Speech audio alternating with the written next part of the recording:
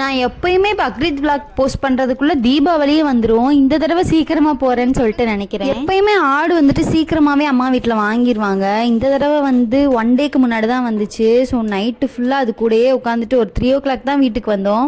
அதுக்கப்புறமா சீக்கிரமாக கேக்லாம் ரெடி பண்ணி வச்சுட்டு, ஏன்னா ப்ரீ புக்கிங் வேறு நான் எடுத்துட்டேன். ஸோ ஃபஸ்ட்டு எங்கள் வீட்டில் குர்பானி கொடுக்க ஸ்டார்ட் பண்ணது வந்துட்டு ஒரு குட்டி ஆடு வாங்கிட்டு வந்தாங்க அத்தா. அது ஒரு 1 இயராக வளர்த்து அதை வந்துட்டு நாங்கள் கொடுத்தோம். அது ரொம்பவே கஷ்டமாக இருந்துச்சு. அப்போது வந்துட்டு நான் ஸ்கூல் தான் படிச்சுட்டு இருந்தேன். அதை போயிட்டு நான் சைக்கிள்லேயே போய் எல்லார் வீட்டுக்கு நான் கொடுத்துட்டு வந்தேன். அது எப்பயுமே எனக்கு ஞாபகம் வந்துடும். ஸோ அப்போல்லாம் வந்துட்டு ஒரு 1 மந்த்துக்கு முன்னாடி இல்லாட்டி 10 டேஸ்க்கு முன்னாடியாவது வாங்கிடுவோமா.